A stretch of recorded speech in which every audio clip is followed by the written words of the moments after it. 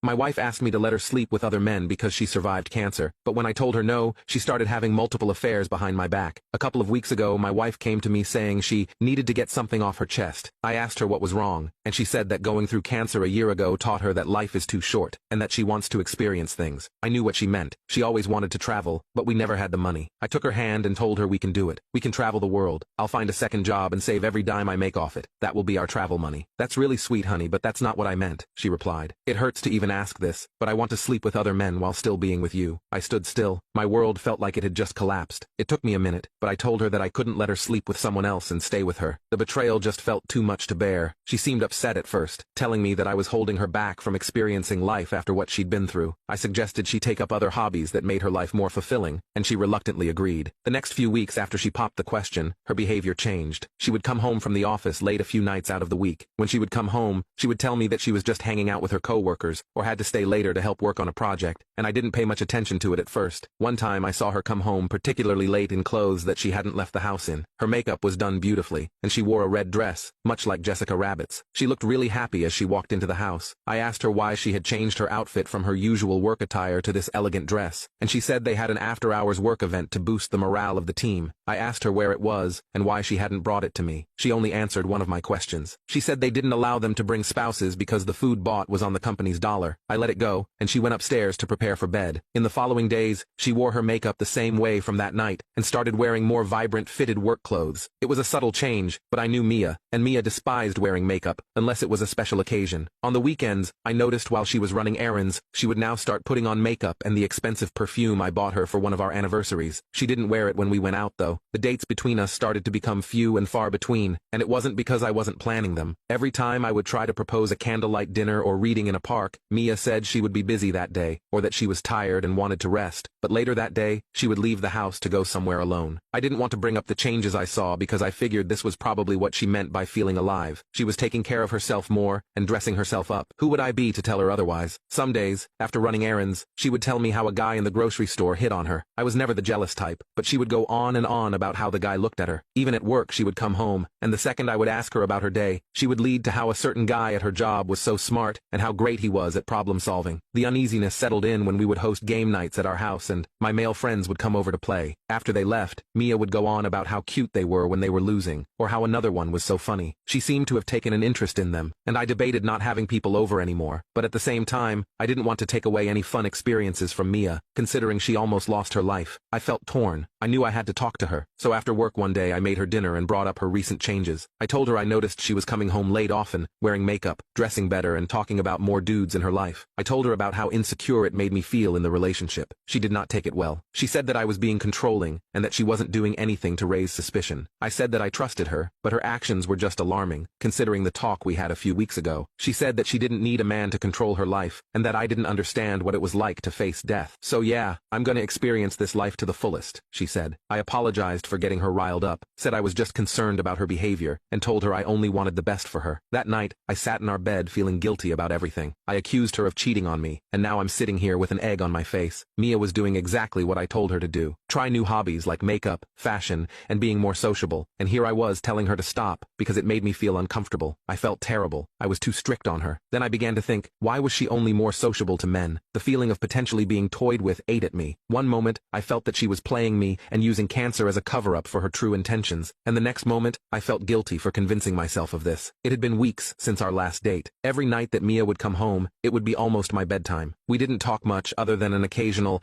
"How was your day?" or "Could you pick up milk on your way home?" Mia started going on weekend trips, and whenever I asked her where she was going, sometimes she would say she was just out with her girlfriends. Other times, she claimed it was for her job. I told her it was weird that they had her working late and asking for time on the weekends, and she said that it was because of some big project they were preparing for. I asked her if I could tag along, and she accused me of not trusting her. She seemed really upset every time I asked her, so after a while, I would stop asking and tell her goodbye, and to be safe. One day, she came home from work, work, late again as usual, and spoke to me first. I hadn't experienced this for a long time, and I was excited to talk to her. She asked me if I had time to talk, and I said of course. She then dropped another bomb on me. She asked if we could open our marriage, and went on to talk about all the benefits we would have. She said we would both be happier, and that we would no longer have to worry about being jealous of each other, because we both would establish ground rules in the beginning. I couldn't believe what I was hearing. My heart felt just as broken as when she asked for my permission to cheat on me the first time. I felt a lump in my throat and looked at her. I knew that I didn't want anybody else. She was waiting for my answer, and I saw the look on her face was of desperation. I told her that I still didn't feel comfortable opening our marriage, and she began to cry. She cried and pleaded. Mia told me that surviving cancer was the biggest eye-opener for her, and changed her life. She said she craved more excitement out of life now, to make up for the years that were robbed of her from the constant suffering.